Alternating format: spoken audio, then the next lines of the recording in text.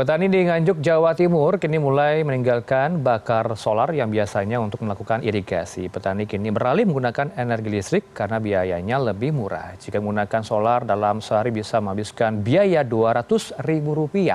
Namun setelah beralih ke energi listrik hanya membutuhkan biaya Rp50.000 saja.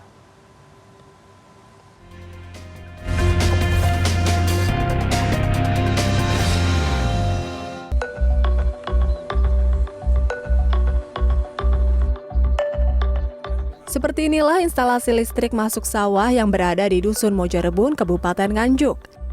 Instalasi untuk keperluan irigasi persawahan ini sudah ada sejak tahun 2023. Menurut salah satu petani, mereka beralih dari mesin diesel berbahan bakar solar ke energi listrik sejak akhir Desember 2023. Hal itu dikarenakan biayanya lebih murah. Dalam sehari, menggunakan bahan bakar solar bisa menghabiskan biaya hingga Rp200.000.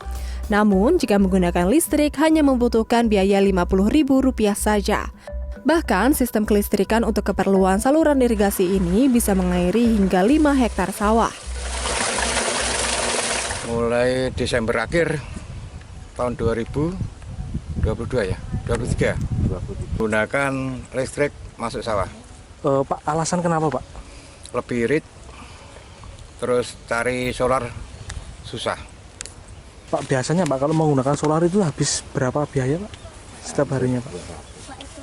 Satu hari biasanya hampir 150 sampai 200. Kalau menggunakan listrik, Pak, nantinya Sekitar 50 sampai 60 ribu. Terus sementara ini lebih nyaman. Itu juga ada yang buat tuh baru.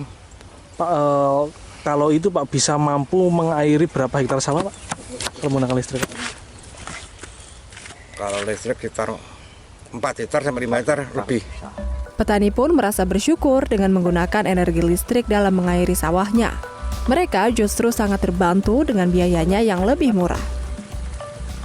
Efisiensi biaya produksi. Dalam 1 kali penyiraman, itu kebutuhan bahan bakar diesel itu bisa mencapai 3 liter. Nah, kalau dirupiahkan ya sekitar Rp27.000. Sementara untuk listrik PLN itu hanya membutuhkan Rp5.000 saja. Jadi penghematan bisa 81%. Ya kita menggandeng pemerintah daerah ya, kemudian juga kelompok-kelompok petani untuk pengembangan kelistrikan agar realisasi dari perluasan jaringan dalam rangka mendorong electrifying agriculture ini lebih cepat terlaksana. Nah, kemudian juga kami mentargetkan pertumbuhan di tahun 2024 ini minimal dapat meningkat 15% atau tambahan sekitar 16.000 pelanggan. Nah, saat ini ada penambahan sudah 5.889 hingga bulan April tahun 2024. Ini PLN akan terus menangkap peluang teknologi pertanian untuk dapat didorong menjadi potensi electrifying agriculture seperti penggilingan padi berbasis listrik. Kemudian traktor yang tadinya diesel diubah teknologinya berbasis listriknya. Dengan demikian juga apa yang 3 hal utama tadi akan bisa diperluas lagi pemanfaatannya. Petani berharap teknologi listrik ini tidak sekedar menghemat biaya produksi, tapi juga bisa meningkatkan hasil panen.